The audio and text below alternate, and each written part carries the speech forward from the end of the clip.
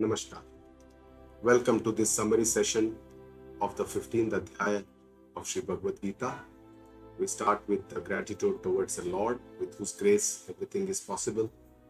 We pray to this Guru Shishya Parampara through which this knowledge is preserved, transmitted so as to reach us. I pay my respects to my Guruji, Pujya Guruma, with whose grace I am able to learn the scriptures and share this understanding with you. Start with a prayer.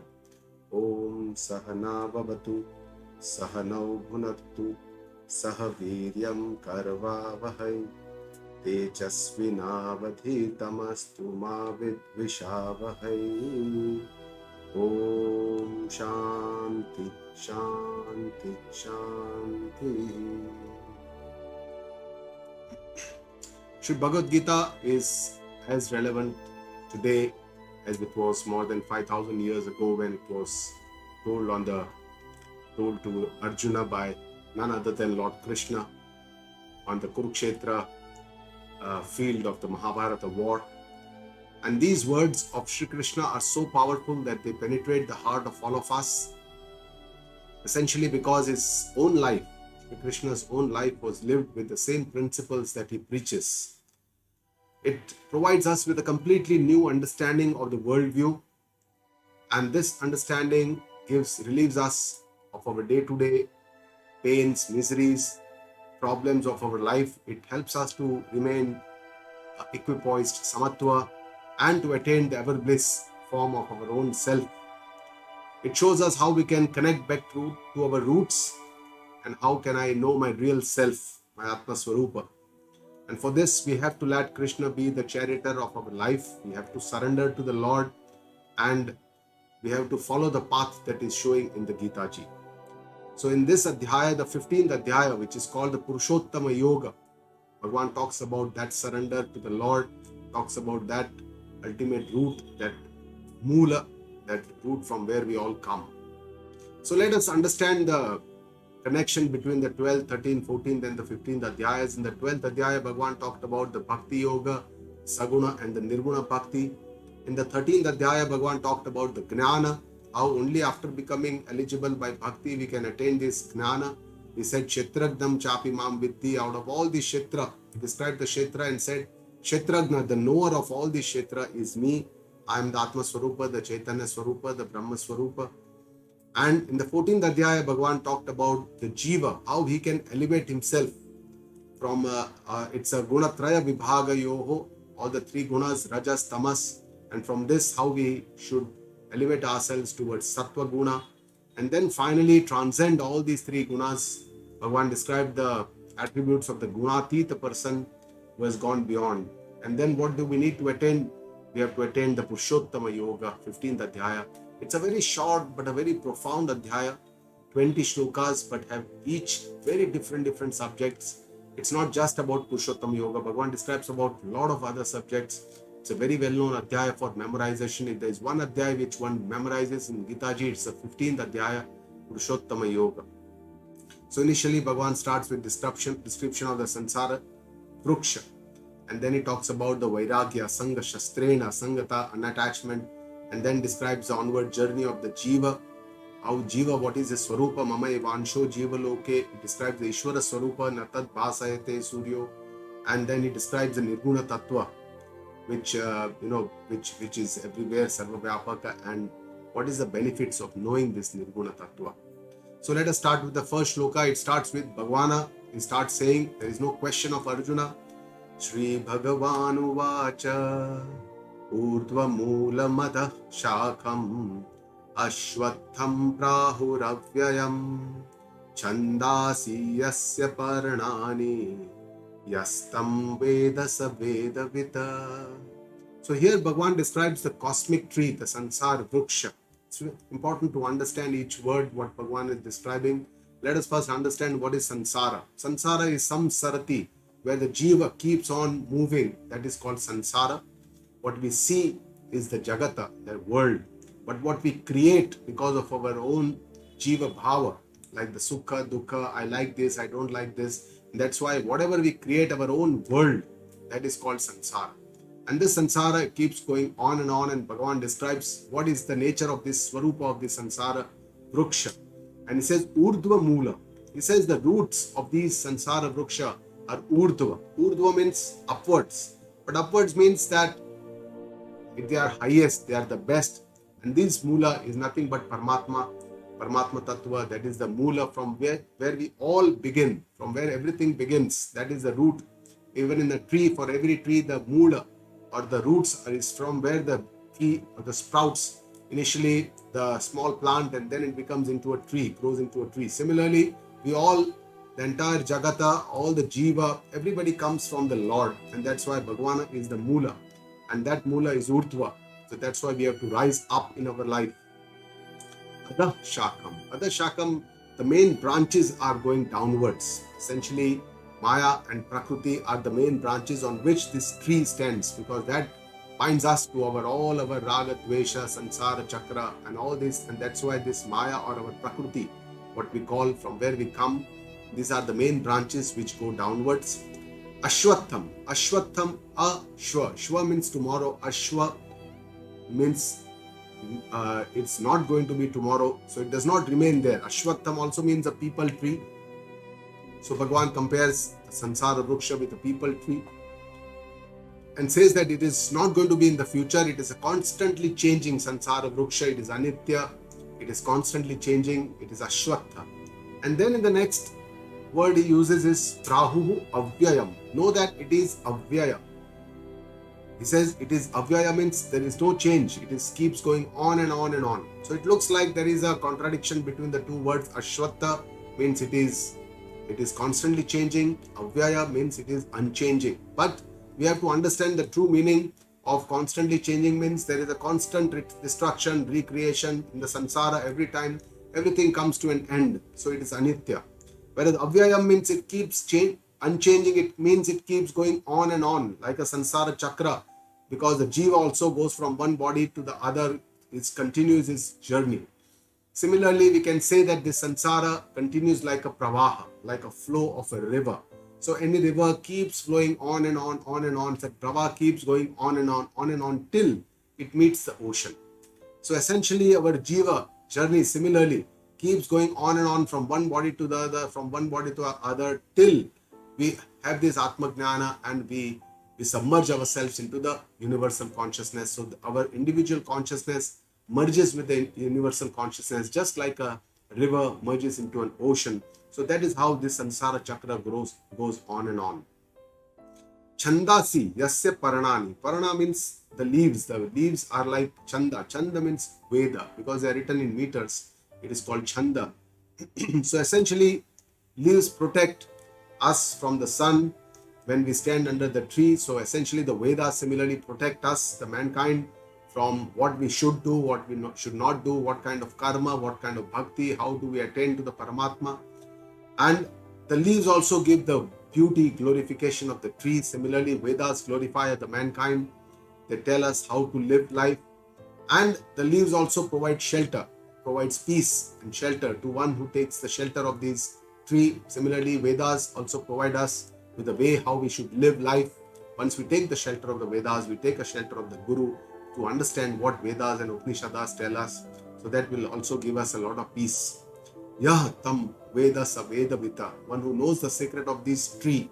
Bhashyakar says that the real knowledge is Samula Gnana. Samula means with the roots. So we don't have to understand the Sansar Vruksha, but we have to understand the Mula, the roots of the Sansar tree, which is the Paramatma Tattva. And that somebody who understands this is the person who knows the Veda well, is the person who is Veda Vita, is the person who is wise, who has understand the Vedas. And the essence of the Vedas is to tell us about the Paramatma Tattva, the root of the Sansara Vruksha. So why Bhagavan is comparing Sansara Vruksha with a peepal tree? Peepal tree has a very long life and it needs a lot of efforts to destroy this tree because it keeps going on and on. And our Shastras, all of our scriptures show us the way from the known to the unknown. So essentially, Bhagavan is describing the Swarupa of the Sansara Vruksha, and then he will say in the next shloka how we have to destroy this Sansara Vruksha, unka chedan karna hai. How to do that, because ultimately spiritual path is about giving up a lot of things, asangata, vairagya, and that is what Bhagavan is going to talk very soon. So we all have to live our desires, ambitions, activities, habits, grudges, obsessions, attachments, all our ego and all the layers that we have built up over so many years. We have to rise from Raja, Tamas to the Sattva Guna, and finally then we have to transcend this body-mind complex, which is our Upadhi, and then we have to understand the Atma Swarupa, our soul, what is that, and then we need to understand that this individual Atma Swarupa is nothing but it is the same as the universal consciousness, the Brahma Swarupa, and that shows that the Jeev and the Brahma is Aikya. So this is the root cause, the Paramatma Tattva, for which Vedas is the only pramana, it is the only evidence. It will be, only through the Guru we will be able to understand this Paramatma Tattva. But for this, we also need some preparation of our mind. It requires a very quiet mind to understand this, to concentrate on this Tattva, which requires a stillness of the mind. So the second shloka, Bhagavan says, Adashodvam prasutastasya shakha guna pravruddha vishaya pravalaha adascha mulanyanu karmanubandheni manushya-loke. So Bhagavan describes the Sansar Vrukshna in more detail. He says, Adha cha urdhvam, on all sides, upar, niche, sab jagah, above, downwards, these branches, prasuta, stasya shaka, the branches are very well spread out. Essentially, the branches are nothing but the Maya, Bhagavan has already said, and this is very widely spread out. It is very vistrut, it is very difficult to understand this Maya. Nobody can understand, comprehend it completely, and that's why it is very well spread out, and that is how this samsara keeps going on and on. Guna pravruddha. So it keeps nurtured by the gunas. All the three gunas keep us into action, and they determine our personality, that determines our onward journey. We keep doing something or the other, and then once we end life, these gunas also come along with us in our next journey. Vishaya pravalaha. Pravala means the newly formed buds of the tree. So the objects are like this Vishaya, the objects of the world are like these newly formed buds of the tree, because they are very attractive, and these objects attract us, and that's how we keep bound in this world. We keep going on and on. We keep desiring some of the other objects in this world. Adha chamulani anusantatani. Deep down the roots are very well spread out. These roots of our raga dvesha, which actually keeps us spreading in this sansara, does not allow us to get beyond this sansara. All our strong likes, dislikes, obsessions, this, that, the other, all our desires, all these are the roots of the sansar chakra, and that's how we forget the real root from where we come. Actually, our urdhva mula, when Bhagavan said in the first shloka, it's the Paramatma. So we forget this Paramatma Tattva by getting deeply enshrined into this roots of the Maya and our own raga, dvesha and desires, ajnana. Karmanubandhini manushya-loke. We are all bound by our actions, our karma in this manushya-loka. It is in this world of mankind.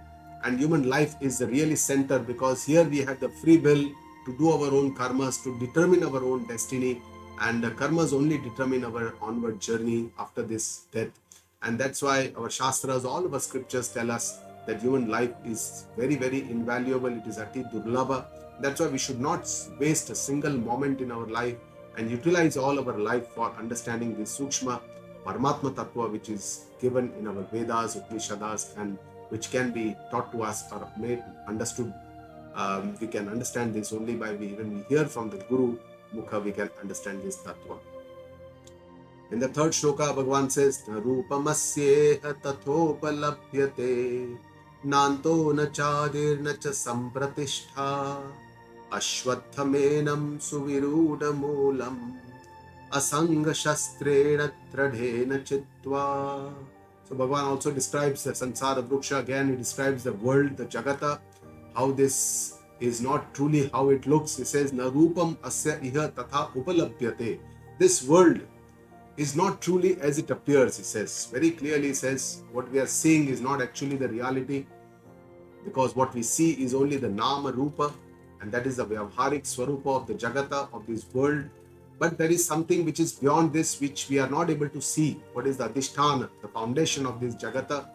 And this Jagata, how we see this is a Drashta Nashta, because it keeps changing constantly. And that's why it is like a Mithya. It is an illusion. And why it is an illusion? Bhagavan says, Na anta na cha Nachadi nacha sampratishtha. It has no adi, it is anadi. We don't know when it has started, just like whether the roots came first or the tree came first, we don't know. It is continuously going on like a chicken and an egg. Which came first, we don't know. Similarly, from the Prakriti, the Purusha, the Jiva comes, how it started, nobody knows this Jagata, and we don't know the end also. It is, and that's why Nachasam Pratishta, it's even the current state, the present state of this existence is something that is not the reality. That's why Vedanta says it is mithya, it is an illusion, it is not the true thing that we are actually, whatever we are seeing is not the reality. Ashwathamenam Suviruda Moolam says its roots, the Maya, are so strong, they are so drud that it is very difficult. Suviruda Moolam, it is all very widely stuck. It's very difficult to destroy the Sansara Vruksha because the Moola are very, very strongly attached to the surrounding earth. And this Ashwatha, this Pipala Vruksha, Sansara Vruksha is very difficult to destroy. But then Bhagwan also shows us the solution to this, how we can actually get above this. He says, Asanga Shastrena Dradhena Chitva. Only with, just like we cut the tree, any tree with an axe, but that axe also has to be drada, it has to be sharp. If it is a blunt axe, obviously we cannot cut even a branch. That's why Bhagwan says, using this axe of Asangata. Asangata is unattachment, which is essentially Vairagya.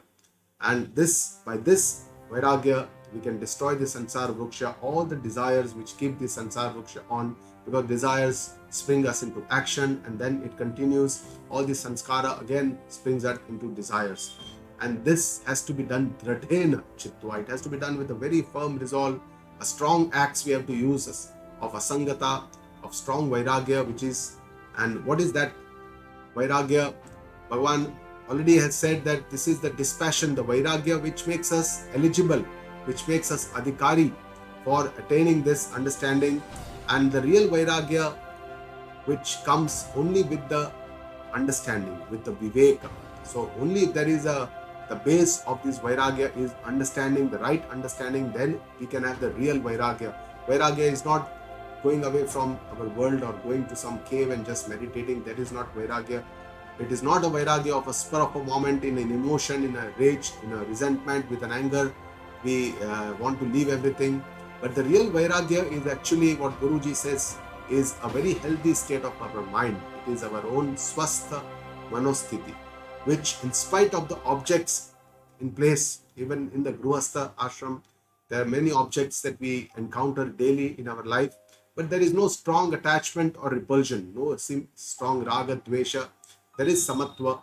We can, engage with them with understanding, with consciousness, with our awareness, and we remain equipoised in all our situations of life with all the persons. Some may be, favorite, some may be liking, some like, dislike, but these are not very strong so that we can relate to all of us. And there are so many situations in life, some which may we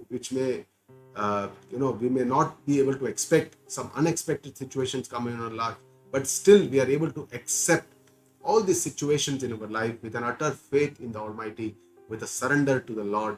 And this is what Bhagavan says makes us adhikari, eligible for understanding this Atma Swarupa. It makes us eligible to destroy the Sansara Vruksha and then following that.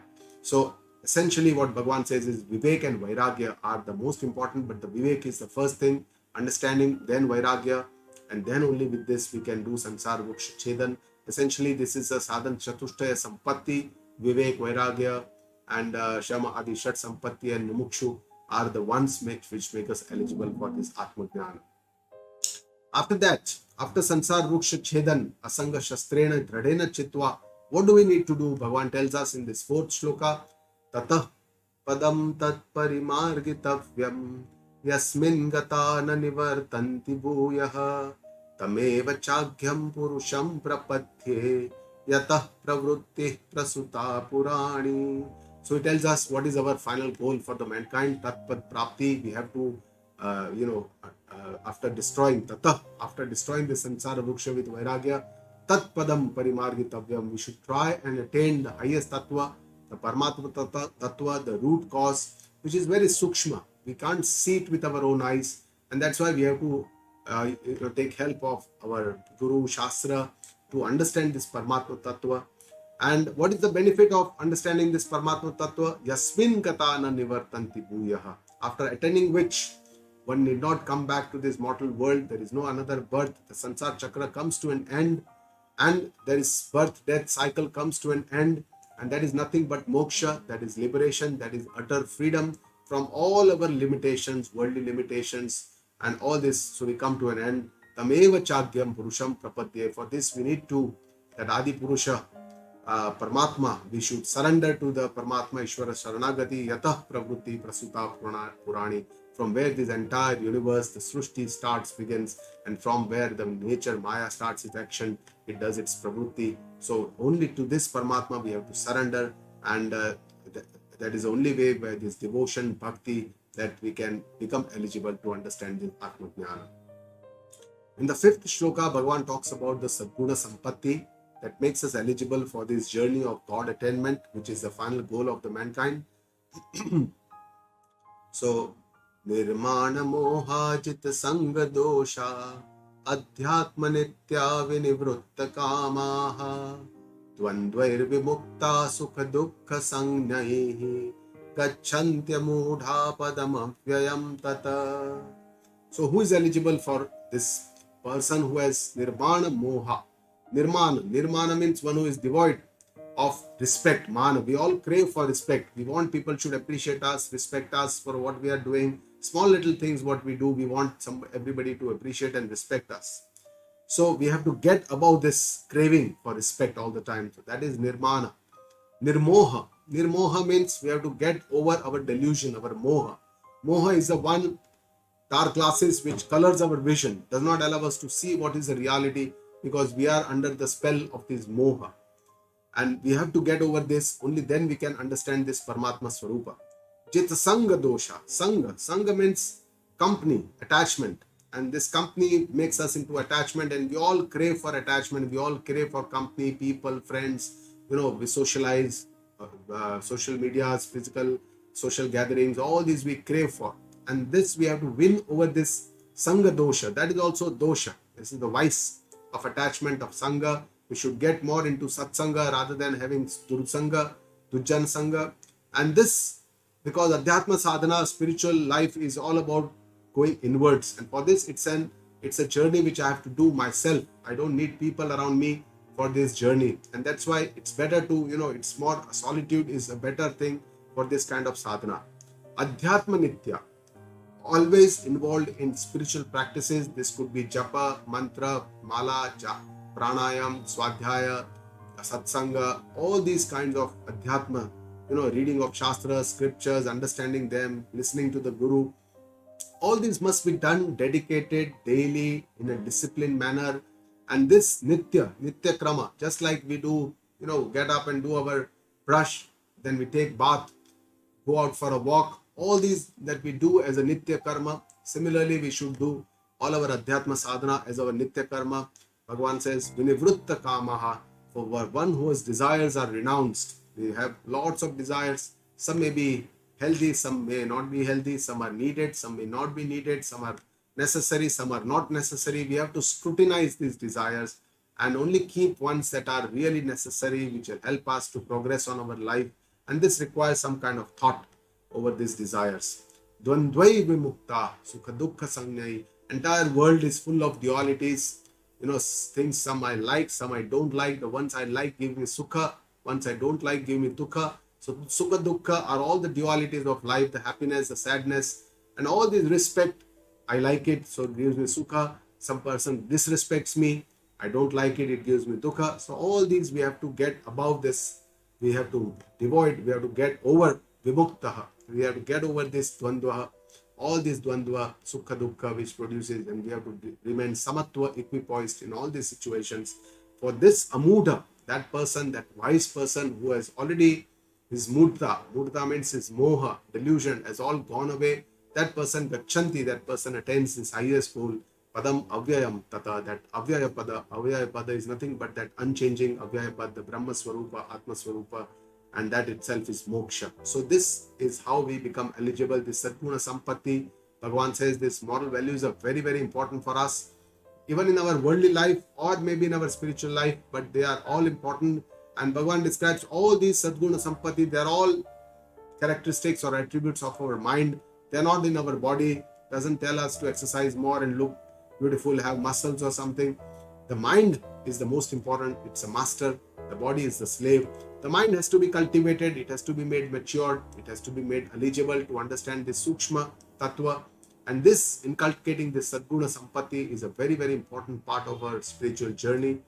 And for this, Guruji tells us that in Antarnirikshan, introspection, self-assessment, self-observation is a very important part. We could just take each little Sadguna, say Nirmana, and just contemplate on this for some time, 10-15 minutes, and see how, where all I crave for respect from people, and how can I get over this? What are the ways I can get over this? This kind of introspection for each and every Sadguna Sampatti will really help us to get over this Sadguna Sampatti. In the 6th shloka, Bhagavan describes the Tatpada that Bhagavan has already said, where we have to attain. What is that Tatpada? Describes his eternal Tattva, the goal. Natad bhasayate suryo na shashanko na pavakaha yad gatva na nivartante tadhama paramam mama.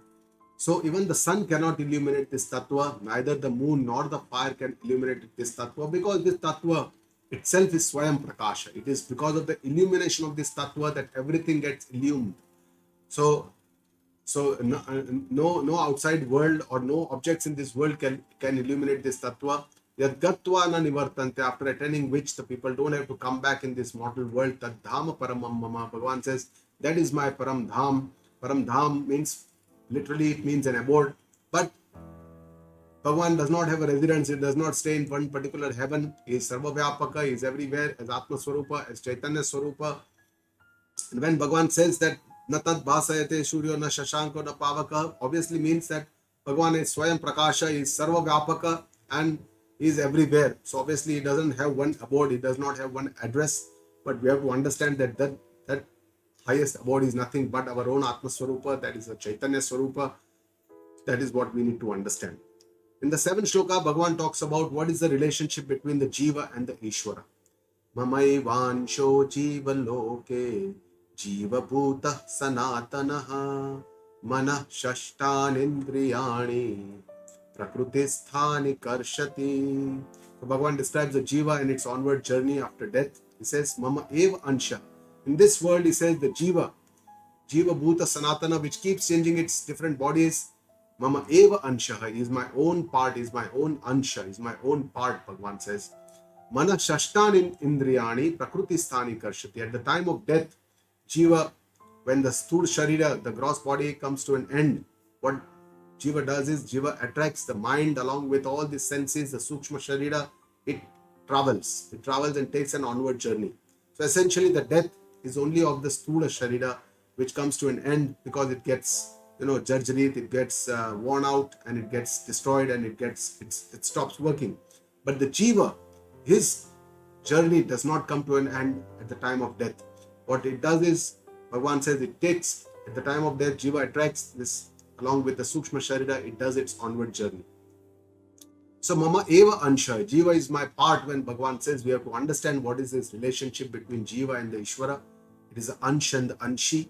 Does not mean that Jiva is a small part and Bhagavan is a large part. Jiva is sitting here and Bhagavan is in the heaven. Does not mean all that. Vedanta tells us that what it means, Jiva is my part, means how the Ghata is the form, and the Mati, the sand. When we make a pot and the sand, what is the relationship between these two? All the different kinds of forms, shapes, Ghata, but they all contain Mati, they all contain the sand, and that is a relationship like between the Jiva and the Ishvara. We can understand by other words how Vedanta explains the difference between Ghatakasha and Mahakasha. Ghatakasha means that space which is there within the Ghata, in that pot, whereas Mahakasha is the large space that is outside this pot. Essentially, there is no difference between these two spaces. It's only because of that form of the pot that we say that this is the space inside the pot, this is the space outside the pot. Essentially, both the spaces are the one. Similarly, fire and the Chingari. Chingari means a spark from the fire. So all these sparks and the fire are essentially the same. They are all the same. There is no difference. But we can say that this Chingari is the part or ansha of this fire. Similarly, we can look at the ocean and see all the different waves that come. Some are small, some are far, some are near, some are small, some have come to the shore, some are going back, some are coming. They're all different forms, different shapes. Essentially, there is no difference between these waves and the ocean, because it's all water. Water is the root cause, like the mati in all the pots. Similarly, water is the root cause of everything here. So with this understanding, we can understand. Similarly, Vedanta tells us bimba pratibimba, the source and the reflection. It's the same. One bimb can have multiple pratibimba, and this is the same. Essentially, there is no existence of a pratibimba without the bimba. The source is the main thing. What we are, the jiva is a reflection. It's a pratibimbit Chaitanya, whereas the Mula Bimba Bhuta Chaitanya is the Brahma, it is the Ishvara. The next, in the 8th shloka, Bhagavan describes the onward journey of the jiva after death. He says, Shariram yadavapnoti yachapyutkramati shvaraha ruhitvaitani sanyati vayurgandhani vashaya. So jiva, herein it is called Ishvara, because in Lord's view, Jiva and Ishvara are essentially same. Atma Swarupa is the same between Jiva and Ishvara. He says Jiva leaves one body and attends a new body. Gruhitva etani sanyati, along with the Sukshma Sharira, it takes his onward journey. Just like he gives an example, just like Vayu Gandhani Vashayat, just like the wind carries the smell from one flower to the other, or from one place to the other, the flower smell from one place to the other. Similarly, because this is all very sukshma, we can't see it, we can't see the wind, we can't see the smell, but we can all feel it. And that similarly, we can't see that the jiva is traveling from one sukshma sharir, one stula sharir to the other, but this sukshma journey is definitely there. That is what our shastras tell us. And the next shloka, 9th shloka, Bhagavan talks about how jiva is bound to this sansara by enjoying these pleasures of the objects. Shotram chakshu sparshanam cha rasanam ghranam evacha adhisthaya manaschayam vishayanupasevate. So all these 5 gnanendriyas, Shotra, Chakshu, Sparsha, Rasana and Ghranendriya, all these 5 indriyas which help us to hear, to see, to touch, the taste and to smell. Behind all this, the Adhishtan. Adhishtan is the mana. If mana is not there, then even when the eyes are seeing, if we are not careful, then we can't observe those things. Similarly, when we are listening to something but our mind is somewhere else, we may not understand that objects or those words. Similarly, mana is the adhisthana of all this, because all this information comes to the mana for processing. Vishayanupasevate. And this, through this gnanendriyas, 5 gnanendriyas, we enjoy, we take the pleasure of the bhoga, of all the vishaya, all the sense objects. So all this knowledge of the outside world comes into us through these 5 gnanendriyas, and the mana is the adhisthaya, and this is how jiva gets knowledge from outside, and then he binds himself to this world. And how the jiva can be freed from this bondage, Bhagavan says, Utramantam stitam vapi bhunjanam va gunanvitam vimudhananu pashyanti gnana chakshushaha. So in all different states of the jiva, Utkramantam means while it is leaving one body and going to the other. Stitam va api means it is steady in the one body. It is bhunjanam, it is doing the bhoga, it is enjoying the objects, or it is gunanvitam, it is involved in actions, gunas and karma. In all these states, jiva and Brahma are one and the same, there is no difference. But this is not seen by vimudha na anupashyanti, those who are obsessed with these sense pleasures, those who are vimudha, those who are mohita in sharira, all obsessed about our own body, obsessed about our own wealth creation, obsessed about our power, our relationships, our own near and dear ones, attached to them, about our praise, reputation, stuti, ninda, and we cannot see this. Who can see this? Pashyanti gnana chakshushaha, those only who have this gnana chakshu. Gnana chakshu means they are the wisdom eye, the third eye. Not through this regular eyes, we cannot see this, but only with this wisdom. When this wisdom happens, this Atma Gnana happens, this Gnana, which is there in the Vedanta, Atma Swarupa Gnana happens. This is only through the wisdom eyes that we can understand that I am just one actor playing all the different roles, and behind all these roles, I am the same. I am the Atma Swarupa. All these are my layers, all the Panchakosha, and I'm completely different and separate from this reality.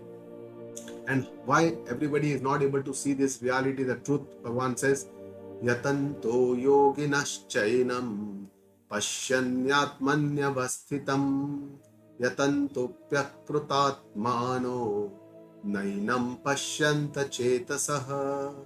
So yatanta means that yoginaha, that yogi, one who has already cultivated his mind through this yoga sadhana, has persevered, has tried. Yatanta means he has tried, he has pursued, he has persevered. And that person, Atmani avasthitam pashyanti, sees this truth inside his own self, inside his own Atma Karana. Atma here means Antakarana, Mana Buddhi, Chitta. And he sees this reality in his own self. Yatantaha api akrutatmana. But those people who have not yet cultivated their intellect, they don't have the Shuddhi of the Antakarana, akrutatmanaha. Even though they keep on trying, yatantaha api, but they are na enam pashyanti, they cannot see this reality. And Bhagavan says, achetasaha also na enam pashyanti, one who is not aware, whose chetana, whose thought process is not proper, is not thoughtful, is not aware, his intellect is not proper, then this person also is unable to perceive this reality which the yogi can see inside himself. And that is how the difference between the mind who's cultivated by the yoga sadhana is important. So yatantaha api, in spite of trying, we cannot attain to this Paramatma Tattva because our efforts may not be adequate. It has to be disciplined, it has to be daily effort in our sadhana, which has to be antarmukha. It has to be done with a lot of, Guruji says, it has to be done with a lot of passion and intense desire. Tivra jignasa, to know the truth. Unless these efforts are backed by this tivra jignasa, we will not be able to realize the truth. We should be always ever eager to achieve the goal with awareness. And for this, daily introspection is also important. Bhagavan says, akrutatmanaha and achetasa, those who don't have a cultivated mind, intellect, those impurities are there, shada vikara, all these are shuddhis in our mind, whose mind is wavering, which is not steady, where there is no awareness, no power to discriminate, viveka nahi hai. So in this, people are not the people who are adhikari for understanding this Atmajnana. Now Bhagavan talks about the Ishvara Swarupa. What is that? The Chit Swarupa of the Brahma Swarupa. Bhagavan says, Yada dityagatam tejo jagat bhasayate khilam yat chandramasi yat chagno tat tejo vidhi mamakam. So Bhagavan now says, earlier he says, Natad bhasayate suryo na shashanko na pavakaha. Here he says, just as the sun arises and its light illuminates the entire world, similarly the luminance of the moon and the fire know that all this tejaha, tat tejaha vidhi mamakam, it is all through me, it is all my teja, it is through me. So I am the illuminate, I am the Swayam Prakash, through which all this sun, moon, fire, Agni, all this have their teja, the luminance. So all the luminance or tej, wherever we see, essentially this is the Chit Swarupa of the Paramatma, the Brahma Swarupa, where Chit Swarupa means the bhan, all the knowledge that we see, it's all through this, it's because of the Brahma Swarupa, the Atma Chaitanya, and this luminance, this teja, this knowledge, this bhan is because of the Atma Swarupa. Gama Vishya cha bhutani dharayamyaham ojasa pushnami chaushadhi sarvaha somo bhutva rasatmakaha. So here Bhagavan is showing his different vibhutis, how we can see his presence in different areas. Here he shows that how he is the sustainer and the nurturer of the entire beings, all the beings in this universe. Gam Avishya, he says, by entering the earth, I sustain all the lives, the bhutani, dharayami, I sustain them, aham ojasa, by my luminance. And that is how Bhagavana is also called Dharani Dhara. Pushnami cha aushadhi sarvai, I nurture all the plants, vegetables by somaha bhutva rasatmaka, as the moon I provide even the test in them. And that's why Lord is also called Raseshwara, because all the rasa, all the test, not just the test of this tongue, of our test buds, but all the different rasas, all the different pleasures that we see are all through him. And that's why Bhagavan is called Raseshwara. In the next shloka, Bhagavan says that I am all this energy that you have, the power of digestion, the power of excretion, All this prana shakti is also through me. He says, Aham Vaishvanaro Bhutva Praninam Deham Ashritah Pranapana Samayuktah Pachamyannam Chaturvidam. He says, I am the Vaishwanara. Vaishwanara is a Jatharagni, the fire of digestion through which when we eat something, everything gets broken down, everything gets metabolized and gets assimilated into our body and gives us the nurturing. All this Bhagavan says, I am the fire of this digestion which resides in all the beings, and along with the prana and the apana. Prana is the breathing, the respiration, and apana is the excretion samayuktaha. Being in balance with all this, he says, I digest. Pachami annam chaturvidam, I digest all the different 4 types of foods. And then the next shloka, he continues his Vibhuti Darshana and shows how he is inside all of us, not outside sitting somewhere in the heaven. Sarvasya chaham hridhi sannivishto mattah smrutir gnanam apohanam cha vedaischa sarverahameva vedyo vedanta krut veda videva chaham. So sarvasya chaham hridhi sannivishtaha, I reside in the hearts of all. I reside very well. Sannivishtaha, sanna avishtaha means I reside very well in the hearts of all the beings. He says, mattah smrutihi gnanam apohanam cha. Memory, Shakti, the power of our memory, the power of our knowledge, whatever we know, and even the power of our habit of forgetfulness. Everything, Bhagavan says, all is because of me. Mattaha, it all is because of me. Vedaihi sarveihi aham eva vedya. I am the only one to be known by Vedas. The Vedas, all the Vedas point towards this Paramatma Tattva. Bhagavan says, I can only be known by the Vedas. I can only Vedas can show me the way. Only Vedas can प्रतिपादित कर सकते हैं परमात्मा को. Vedanta krut vedavit evacha aham. I am the one who reveals this knowledge by the Vedanta tradition. Bhagavan says Vedanta krut is the author of the Vedas, and he is the one who has, like a Dakshinamurti, Swarupa of the Bhagavan, he is the one who actually reveals his knowledge for the first time. And he says, I am also the known, I am the Vedavitta. Aham, he says, I am the Vedavitta, the known person is also him. So everything, all the power, all the energy, all the Shakti, all the Jiva, all the Jagata, everything, Bhagavan says, I am everywhere. We should try and see Sarvatra Ishvara Darshana.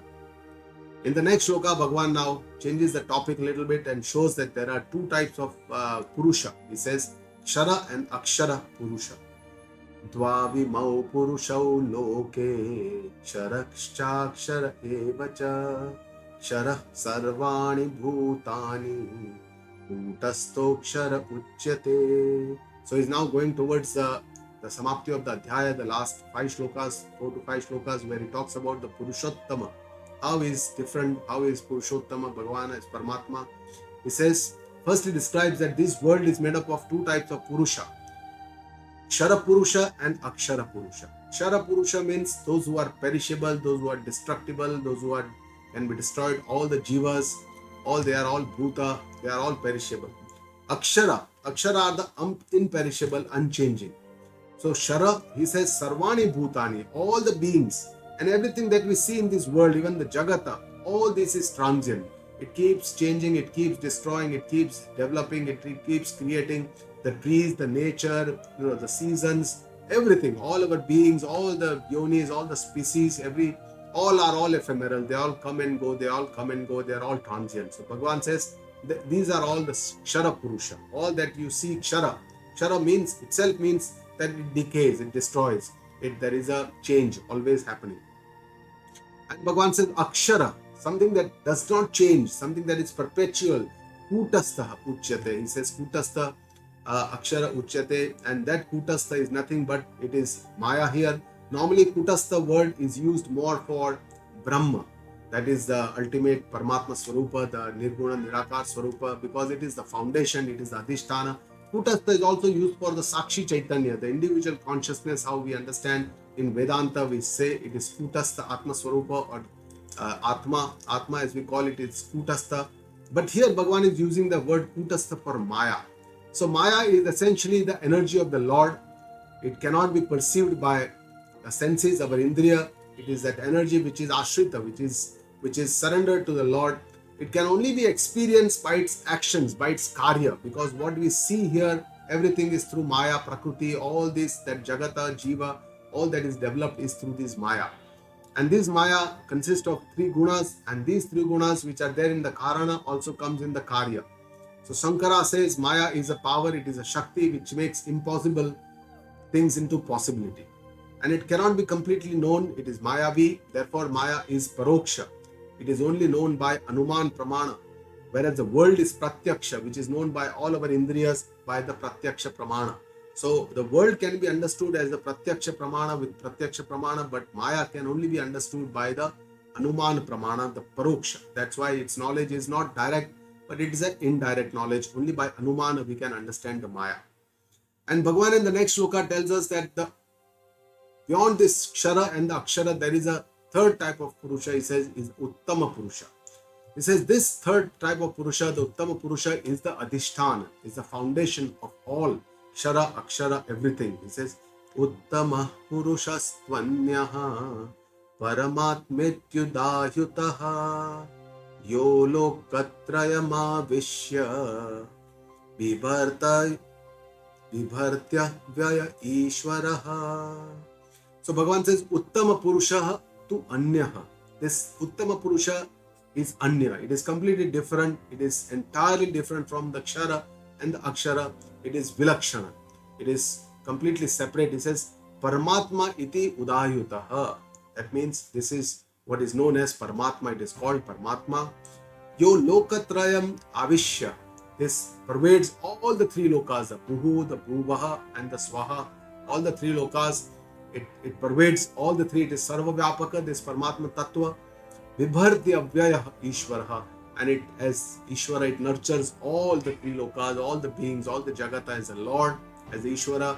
And it is Avyaya. It is unchanging. It is indestructible. So essentially, Bhagavan talks about that this Uttama Purusha is the Nirguna Tattva, the Brahma Tattva, the Paramatma Tattva. We may give it different names, but essentially it is the Adhisthana, it is the foundation of everything in this universe.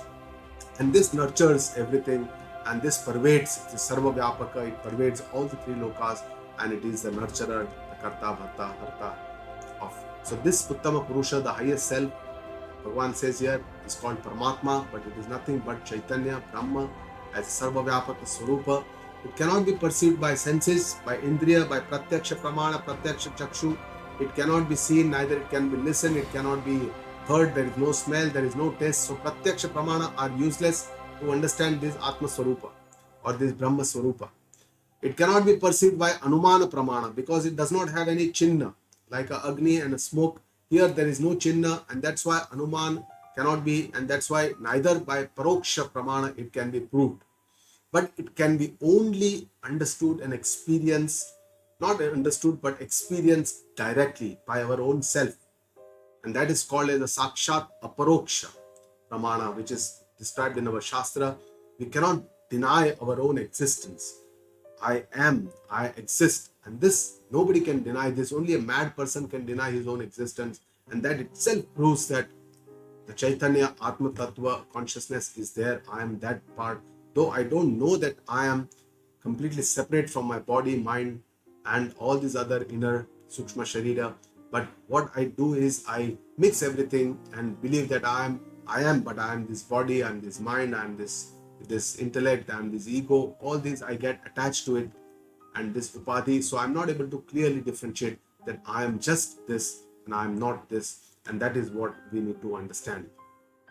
So Uttama Purusha is other completely different from the Kshara and the Akshara Purusha, and it is the Uttama because it is the best, because it is omnipresent, it is Sarva Vyapaka.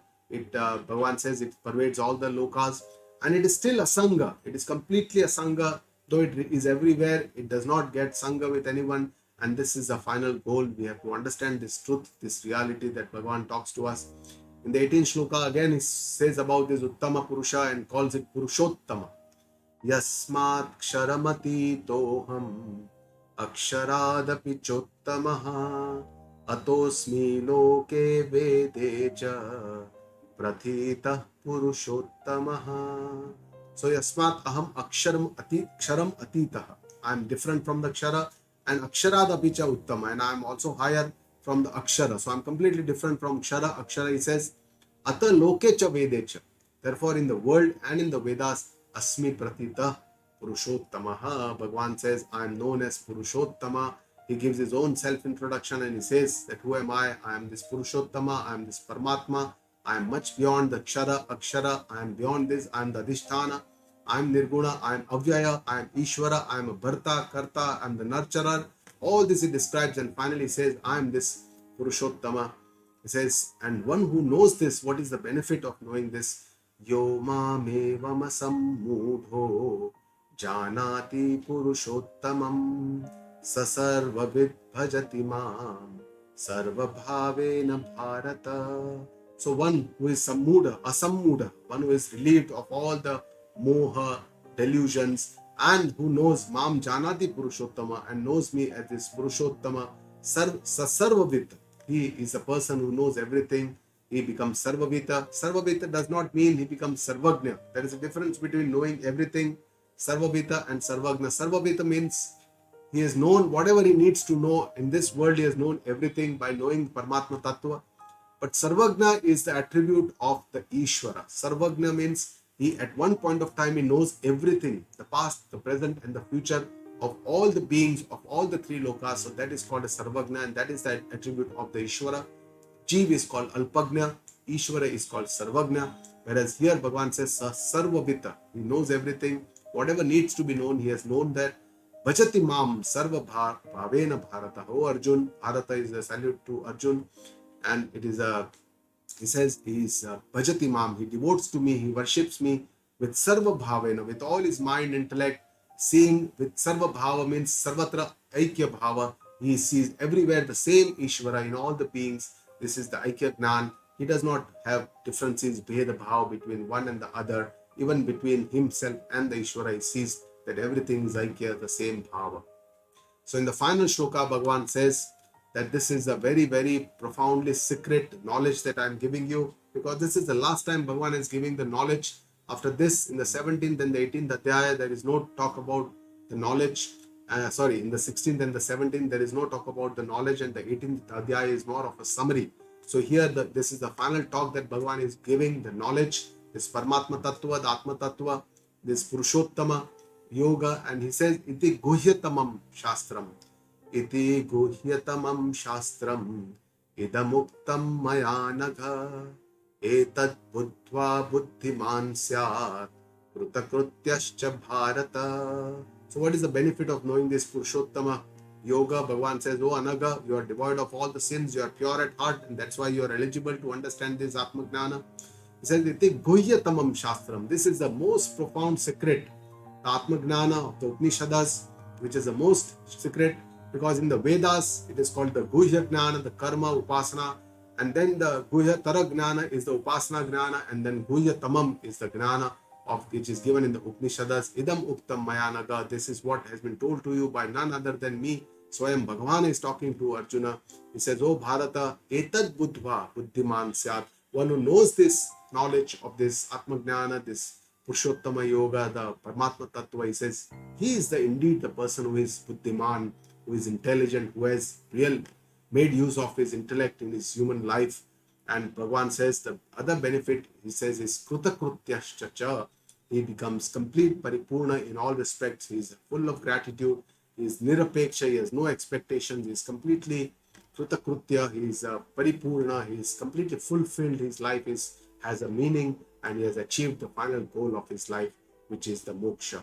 And with this, Bhagavan comes to the end of this Purushottama Yoga.